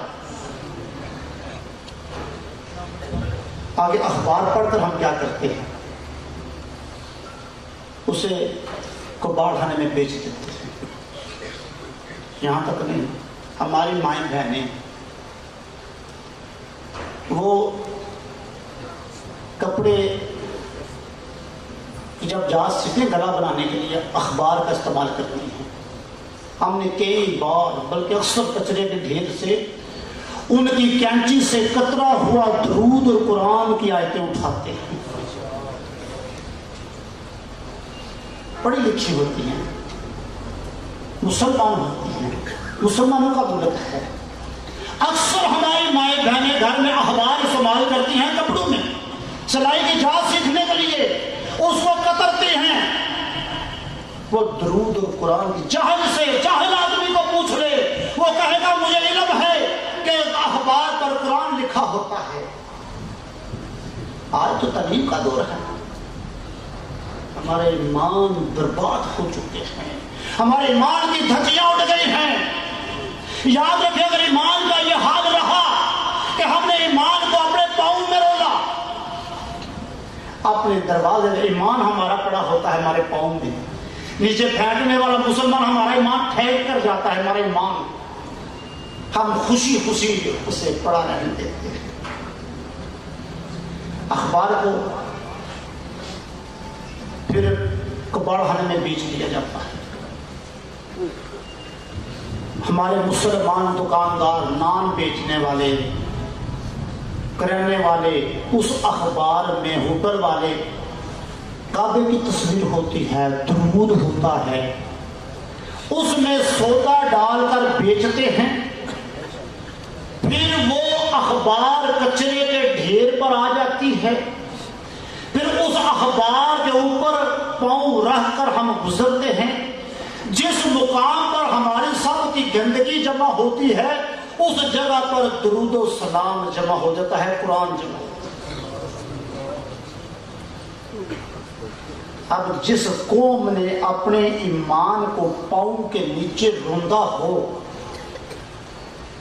اور اتنی غافل ہو چکی ہو کہ ایمان کے چراغ کو گل کر چکی ہو, اندھی ہو چکی ہو, اللہ قرآن نے فرماتے ہیں آنکھیں تو ان کی ہیں مگر یہ دیکھنا چاہتے ہیں. یہاں تک بات نہیں, بات اور آگے بڑھ گئی ہے. مجموعی طور پر 98% نمازی لوگ بھی غور فرمائیں. ہم گھر میں قرآن لاتے ہیں پڑھنے کے لیے, کبھی نہیں پوچھا کہ قرآن کہاں ہے. 10 سال یا 20 سال کے بعد یا 5 سال کے بعد کبھی خبر ملی کہ ہمارے گھر میں قرآن تھا, وہ کہاں ہے. اکثریت 75% کم و بیش ایسی ہو چکی ہے جو قرآن پڑھتی ہی نہیں. جب گھر کی صفائی کرتے ہیں تو قرآن کو کسی شاپر میں ڈال دیتے ہیں, گھر کا دوسرا آدمی اس قرآن کو پکڑ کر کوڑے والے ڈبے میں ڈال دیتا ہے.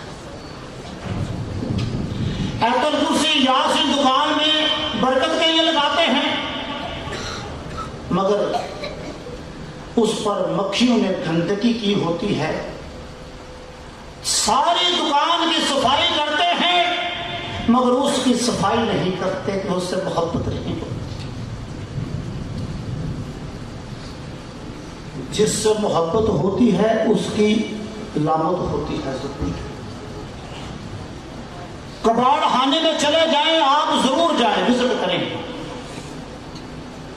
اسلامیات کی کتابیں جن پر اوریجنل قرآن لکھا ہوتا ہے, ہماری مائیں بہنیں پلاسٹک کے برتن خریدنے کے لیے اسلامیات کی کتابیں بیچتی ہیں. ایمان والے پلاسٹک کے برتن کے عوض اپنا ایمان بیچتے ہیں. اگر آپ کو یقین نہیں نہ کریں آپ ضرور جا کر دیکھیں. اتنے کباڑ خانے ہمارے ملک میں, ہمارے شہر میں ہیں. خدا کی قسم آپ جا کر دیکھیں, آپ کو سپارے ملیں گے.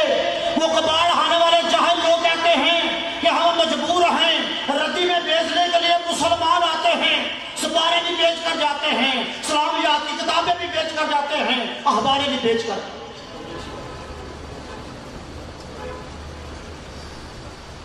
ہم نے کبھی غور ہی نہیں کیا ہماری اولاد بیچ کر آئی ہے یا کون بیچ کر آئی ہے, کہاں گئے ہیں.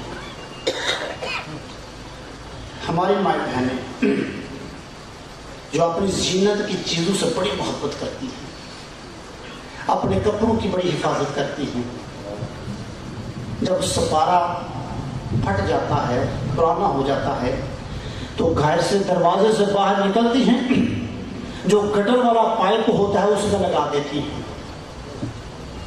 یہ جو میں بات کر رہا ہوں آپ ضرور جا کر دیکھنا۔ اب تحریک والی کی تحریک عظمت قرآن والوں کی نظر سے دیکھنا، آپ گلی میں چلتے ہوئے گٹر والے پائپ سے سپارے نظر آئیں گے۔ گٹر کا پائپ جو ہوتا ہے وہ پھٹ جاتا ہے، گندگی اس سپارے پر گرتی رہتی ہے۔ ہمیں کچرے کے ڈھیر سے سپارے ملتے ہیں، کچرے کے ڈھیر سے قرآن ملتے ہیں۔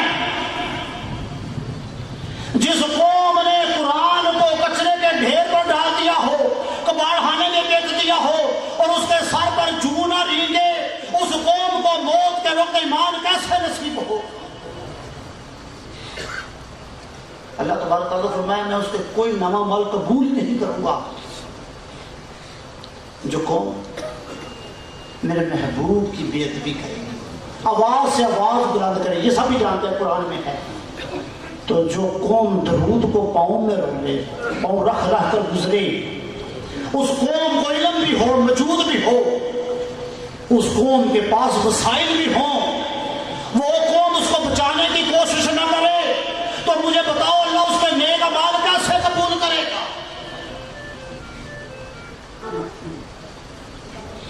محبت دیکھ لی ہے نا، ہم کہتے ہیں ہمیں قرآن سے محبت ہے، تو محبت کا ثبوت ہوتا ہے۔ ہم تحریک عظمت قرآن والے صبح قرآن اٹھانے کے لیے جاتے ہیں نا، ہمارا طریقہ کار ہے، ہم صبح آدھا گھنٹہ اللہ کی محبت کے لیے جاتے ہیں قرآن اکٹھا کرنے کے لیے۔ تو کچھ لوگوں کو شرم آتی ہے، جن کو اللہ نے نوازا ہوتا ہے نا دولت سے، نعمتوں سے، وہ اللہ کے مقابلے پہ کھڑے ہو جاتے ہیں، دشمن بن جاتے ہیں اللہ کے۔ ان کو شرم آتی ہے درود کو نیچے سے اٹھانے کے لیے، قرآن کو اٹھانے کے لیے۔ کہتے ہیں ہمیں قرآن سے محبت ہے، آؤ میں بتاتا ہوں محبت کسے کہتے ہیں۔ ایک دولت مند شخص فیکٹریوں کا مالک بھی ہوتا ہے، جب اسے کتے سے محبت ہو جاتی ہے نا، تو صبح صبح آپ کو سڑکوں پر نظر آئے گا کتے کو لے کر گھومتا ہوگا، آپ کو ثبوت ملے گا یہ کتے سے محبت کرتا ہے، اسے محبت کرتا ہے۔ مگر خیر افسوس، آج مسلمان کو کہتا ہے مجھے قرآن سے محبت ہے، اسے کتے کے ساتھ چلتے شرم نہیں آتی۔ آج مسلمان کو قرآن اٹھاتے ہوئے شرم آتی۔ ہم کہتے ہیں تحریک عظمت قرآن والے یہی مشن لے کر نکلے، آؤ کینسر سے شفا پا جائے، آؤ ایڈس سے نجات پا جائے، آؤ رب کے فرما بردار بن جائے، تاکہ ہماری اولاد ہماری فرما بردار بن جائے۔ یہ قرآن ہے جو ہم کچرے کے ڈھیر سے اٹھا کر لائیں۔ کیا ہو گیا ہے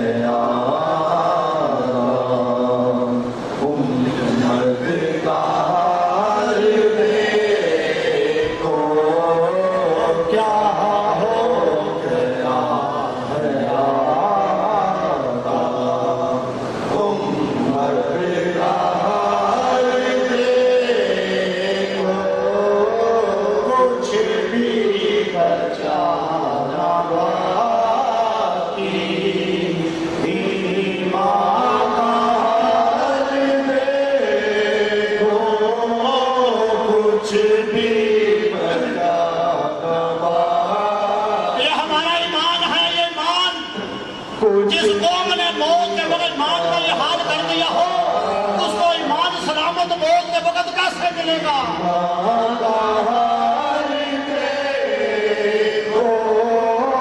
کچھ بھی بچانا باقی، ایمان کا حال دیکھو، کس کو بغیر بولو جو بھی نہیں ہے سکتے، کس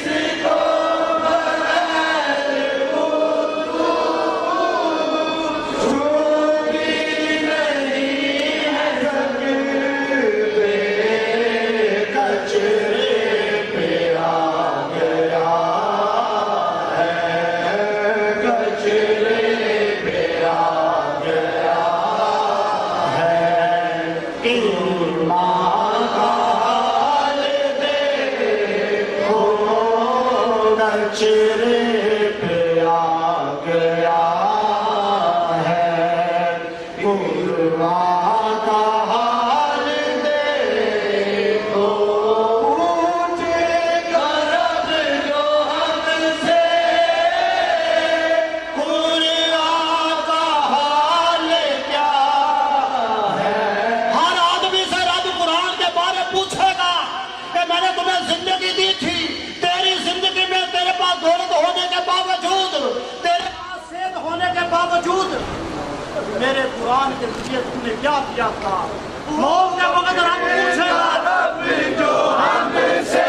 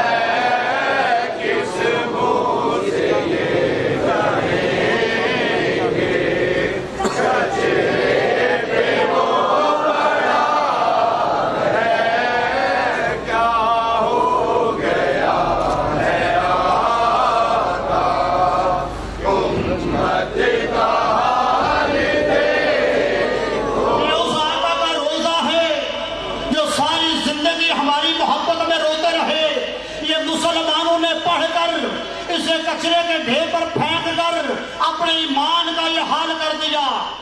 کوئی رولتا ہے ایسے آقا کا نام سوچو، کوئی رولتا ہے ایسے آقا کا نام سوچو. روتے تھے کس کی ہاتھ، روتے تھے کس کی ہاتھ، آقا ذرا تو دیکھو، روتے تھے کس کی ہاتھ، آقا ذرا تو دیکھو.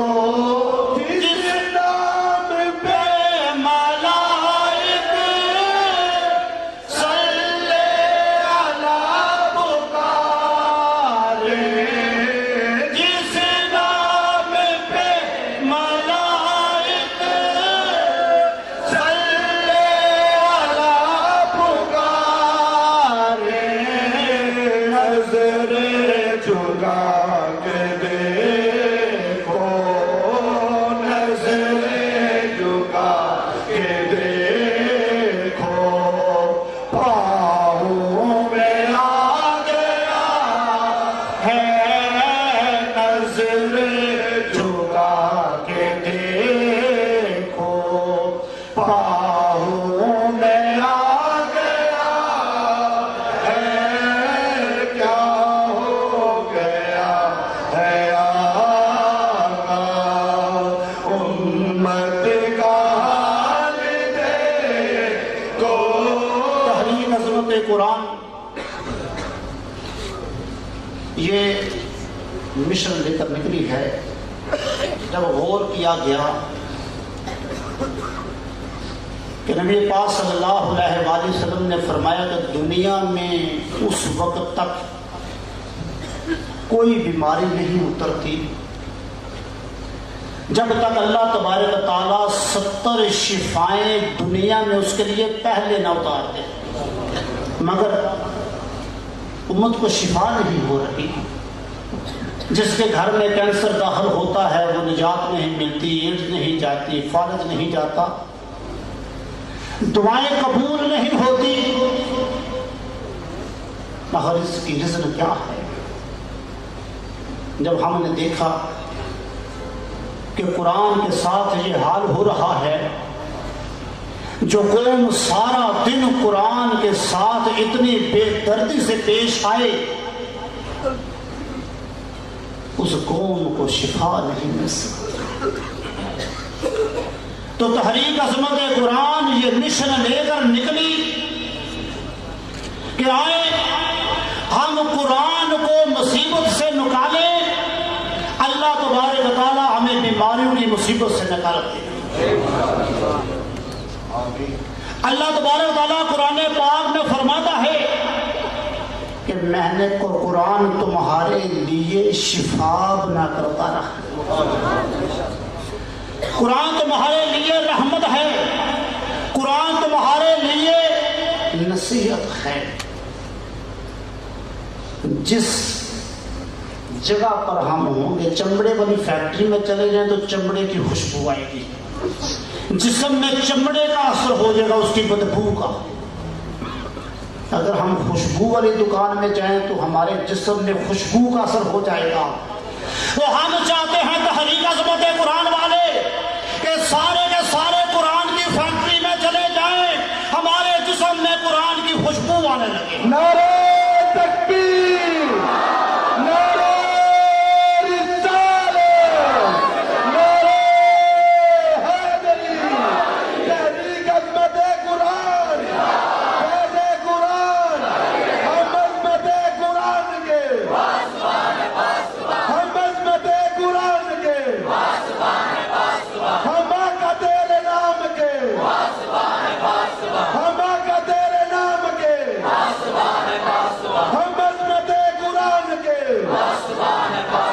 تحریک عظمت قرآن کا مشن کتنا پیارا ہے۔ آخری لمحات ہیں کہ نبی پاک صلی اللہ علیہ وآلہ وسلم نے فرمایا 3 لوگ اللہ کو محبوب ہیں۔ ایک عادل بادشاہ، چاہے تو گھر میں بادشاہ ہو، ہر شخص گھر میں بادشاہ اجاگر کرنا چاہیے گھر میں بھی، اہل خانہ کو نیکی کی دعوت دینی چاہیے، عدل یہ ہے۔ تو میں عادل بادشاہ اللہ کا محبوب ہے۔ دوسرا فرمایا بوڑھا شخص جو عبادت کرتے کرتے بوڑھا ہو جائے اس کی بات۔ تیسرا سرکار صلی اللہ علیہ وآلہ وسلم نے فرمایا تیسرا شخص وہ اللہ کو محبوب ہے جو محافظ قرآن ہے۔ تو تحریک عظمت قرآن محافظ قرآن بن کر نکلی ہے۔ تو ہم چاہتے ہیں کہ سارے کے سارے ہم اللہ کے محبوب بن جائیں اور بیماریاں ہم سے دور بھاگ جائیں۔ تو جب ہم قرآن کے قریب ہوں گے تو قرآن کی خوشبو ہمارے جسم سے آنے لگے گی۔ اور اللہ تبارک تعالیٰ فرماتا ہے ہم ایک جگہ پر 2 چیزیں اکٹھی نہیں کرتے۔ جس جگہ قرآن کی خوشبو ہوگی وہاں بیماری نہیں، زحمت نہیں ہوگی، وہاں رحمت ہوگی۔ تو تحریک عظمت قرآن والے یہی مشورہ لے کر نکلے ہیں۔ آؤ ہم اپنی دعائیں کریں تو اللہ تبارک تعالیٰ ہماری دعاؤں کو قبول کرے۔ نبی پاک صلی اللہ علیہ وسلم نے فرمایا فضائل قرآن میں لکھا ہے کہ کل بروز قیامت اللہ تبارک تعالیٰ قرآن سے فرمائے گا میری کلام تو مجھ سے راضی ہے؟ قرآن کہے گا نہیں، جھگڑا کرے گا۔ نبی پاک صلی اللہ علیہ وسلم نے فرمایا قرآن جھگڑالو ہے، لڑنے والا ہے، اللہ کے ساتھ محبت کا جھگڑا کرے گا۔ اللہ کہے گا مجھ سے راضی ہو جا، قرآن کہے گا ابھی راضی نہیں ہوتا۔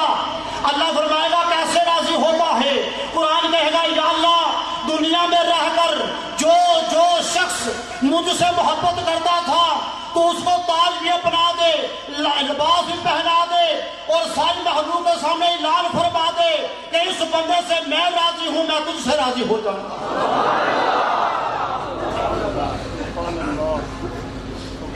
قرآن کہے گا کہ یا اللہ اعلان فرما، مجھے اپنے ایمان سے بتاؤ، یہ اپنے ایمان سے اس وقت ہمارے وقت کا، اس ملک کا جو وزیر اعظم ہے نواز شریف، وہ کسی کو کہے کہ میں تیرے ساتھ راضی ہوں سب کے سامنے، وہ پھولے نہیں سمائے گا، اس کی خوشی کا عالم ہی کوئی، مجھے اتنی عزت ملی ہے۔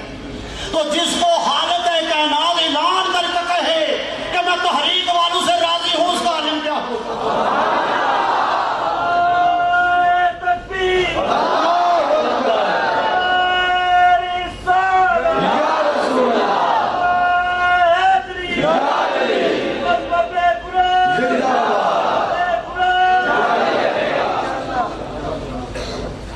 تو تحریک عظمت قرآن کا جو مشن ہے یہ ہے کہ انشاءاللہ ہم اس مقام پر جائیں گے جس جگہ پر ہمارے آقا صلی اللہ علیہ وسلم کا نام مبارک اور قرآن پڑھا ہے، اس وقت تک ہم دم نہیں لیں گے جب تک ادب قرآن کا اعلان نہیں ہو جاتا۔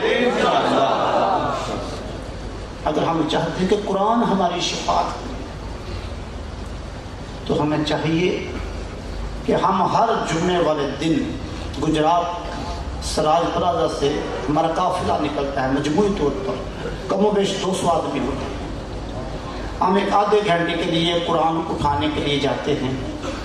بہت سارے ایسے لوگ جن کو یہ اویئرنس ہو گئی ہے کہ ہمیں دیکھ کر انہوں نے اخبار کو بیچنا چھوڑ دیا، استعمال کرنا چھوڑ دیا ہے، اب ہمیں دیکھ کر قرآن کا ادب کرنا شروع کر دیا۔ اب اخبار کو وہ جمع کرتے رہتے ہیں، جمع کر کے ہمیں دے دیتے ہیں۔ تو ہم یہی چاہتے ہیں جو گجرات میں رہنے والے ہیں وہ گجرات میں جمعے والے دن ضرور تشریف لائیں، اور جن جن شہروں سے آپ تشریف لے کر آئے ہیں باہر بورڈ لگا ہوا ہے، ایڈریس لکھے ہوئے ہیں، فون نمبر لکھے ہوئے ہیں۔ جس طریقے سے بھی آپ اس مشن میں حصہ لینے چاہتے ہیں بعد میں بھائیوں سے رابطہ کریں تاکہ ہم قرآن بچانے والوں میں شامل ہو جائیں، ہم یزیدی صفت میں نہ مریں، حسینی ہو کر مریں۔ تو آج ہم نے ایک بات سیکھی ہے کہ بد نگاہی ہے جو وہ موت کے وقت ایمان کی بربادی کا ذریعہ بنتی ہے۔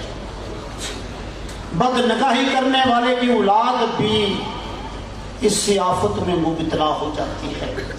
جس ماں کو یہ عادت ہوتی ہے وہ فلمی ایکٹروں کو بار بار دیکھتی ہے، اس کی اولاد بھی بڑے ہو کر بد نگاہی کرتی ہے، یا باپ ہو۔ تو آج ہیرا کے ایمان کو دیکھ کر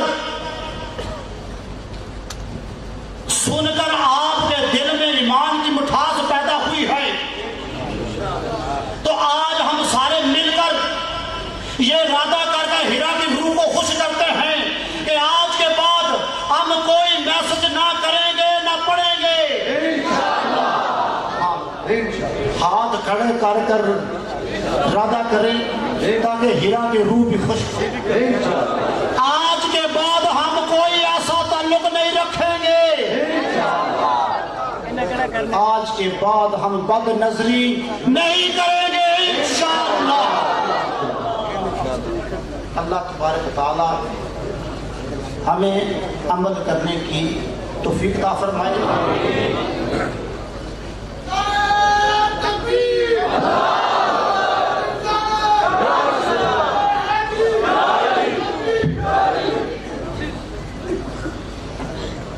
اب انشاءاللہ جو کچھ ہم نے سنا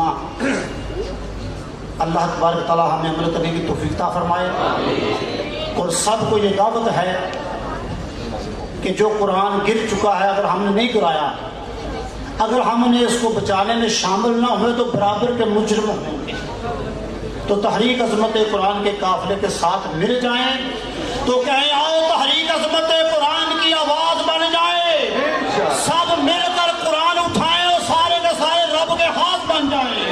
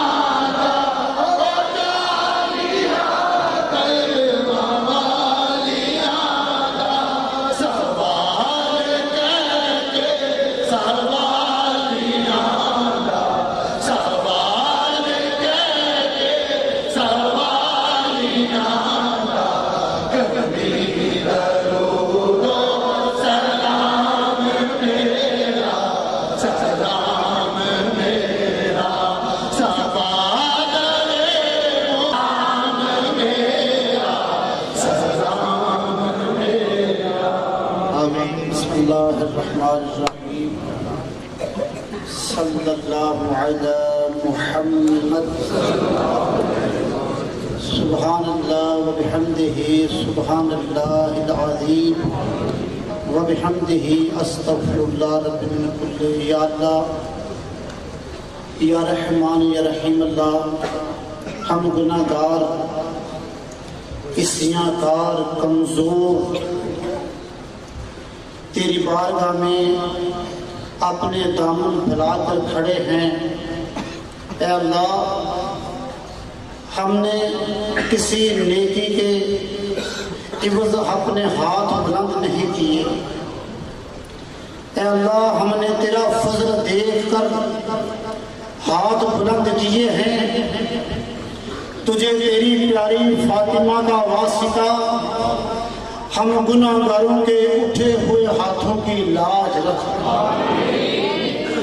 اے اللہ تجھے تیرے رحمان ہونے کا واسطہ، تجھے تیرے رحیم ہونے کا واسطہ اپنے تمام گناہ گار بندوں کے ساتھ راضی ہو جا۔ اے اللہ جو انٹرنیٹ کے ذریعے FM ریڈیو کے ذریعے اس محفل میں شریک ہیں، اے اللہ ہم سب کے سب تیری بارگاہ سے بخشش کی بھیک مانگتے ہیں۔ اے اللہ تجھے تیرے محبوب صلی اللہ علیہ وسلم کی پیاری پیاری زلفوں کا واسطہ اپنے تمام بندوں کو بخشش کی بھیک عطا فرما دے۔ اللہ جتنے لوگ اس محفل میں شریک ہیں، اس محفل کو سن رہے ہیں، تجھے تیرے محبوب صلی اللہ علیہ وسلم کے پیارے پیارے بلال کا واسطہ، یا اللہ تجھے تیرے بلال کی محبت کا واسطہ اس محفل میں جو جو بیمار ہے اسے ضرور شفا عطا فرما۔ اللہ